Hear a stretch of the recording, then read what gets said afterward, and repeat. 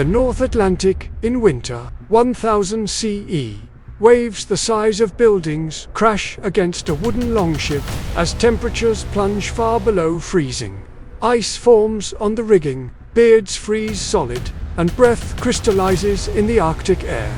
For weeks at sea, these crews are exposed to conditions that would kill a modern person in a matter of hours.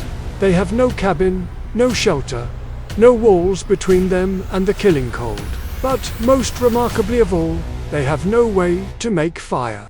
So, how did Viking crews survive voyages across the most treacherous waters on Earth without any heating aboard their ships? The answer will completely shatter what you think you know about Viking maritime technology. Excavations from 8 major ship sites reveal a shocking truth. Vikings never heated their ships. Not with braziers, not with hearths, not with any fire at all. This wasn't primitive ignorance. It was calculated engineering that prioritized safety over comfort. The story begins with a fundamental maritime reality that Hollywood gets completely wrong. Fire and wooden ships are mortal enemies. When you're sailing in a vessel made of pine, oak, and tarred rope, a single spark doesn't just risk warmth, it risks everything. But how do we know they actually sailed without fire? The answer comes from the ships themselves. The most complete evidence emerges from Roskilde Fjord, where the famous Skuldelov ships lay hidden for nearly a millennium. These 5 vessels, warships, cargo ships, and fishing boats were exhaustively excavated. Teams recovered water barrels, tool chests, and food. But across all 5 vessels, not a single heating device was found. This absence continues at every major discovery. The Oseberg ship contained cooking vessels, but they were burial goods, never used at sea. The Gokstad ship featured massive water storage, but 0 cooking facilities. Even the recent Jellistad excavation in 2021, using ground-penetrating radar, found no heating apparatus. The sagas confirmed this. Ancient law codes mandated 3 daily shore trips for ship cooks, 1 for water and 2 for meal preparation. If they were cooking on the boat, they wouldn't need to land. But why accept such brutal cold rather than risk even a controlled flame? Because a Viking ship was essentially a massive torch. They used clinker-built construction, overlapping planks sealed with tar, gaps stuffed with animal hair, and rigging waterproofed with flammable pine pitch. The sail itself, woven wool treated with animal fat, was highly combustible. But the real danger was the open design. Unlike later ships with enclosed decks, Viking vessels were open boats. No bulkheads, no fire breaks. Maritime archaeology suggests a fire in these conditions could consume an entire vessel in under 4 minutes. For the Vikings, fire at sea meant certain death. If they couldn't use fire, how did they survive? The answer required reimagining warmth itself. Archaeological textile evidence from Greenland reveals sophisticated, layered clothing systems that could retain warmth, even when wetter, critical advantage over modern materials.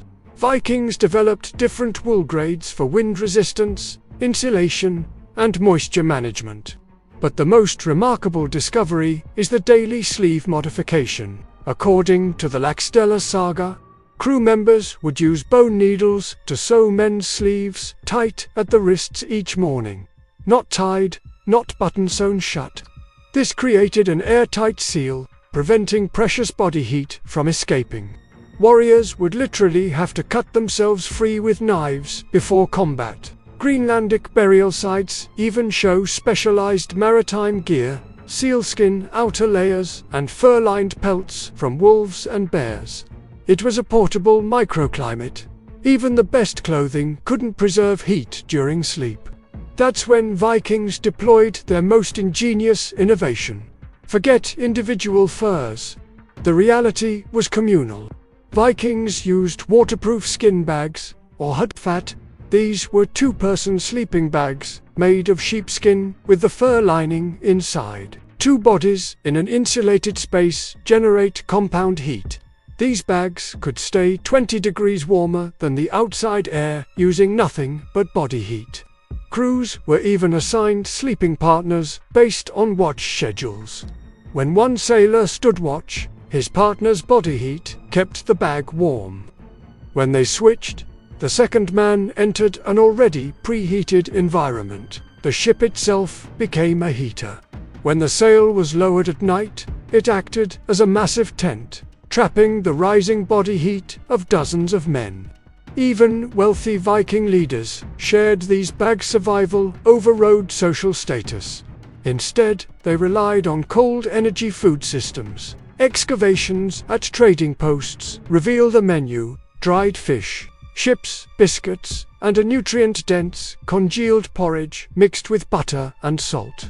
This paste could be eaten directly or mixed with cold water, providing the 3,000 calories a day essential for survival. However, Vikings weren't actually at sea continuously.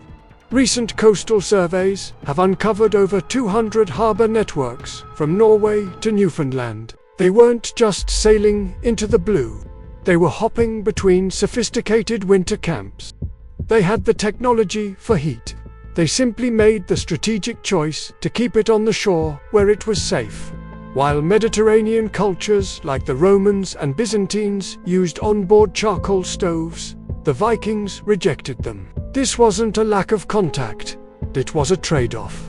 By eliminating heavy heating equipment and fire-resistant masonry, Vikings saved cargo capacity and achieved superior speed. This was their secret weapon. They were faster and lighter than anyone else because they didn't carry the weight of comfort. Modern experiments prove this worked. In 2007, a reconstruction voyage from Roskilde to Dublin proved that a crew using only Viking methods, shared sleeping, wool layering, and cold rations could survive the North Sea in perfect health. The Vikings conquered the North Atlantic not despite their lack of fire, but because of it.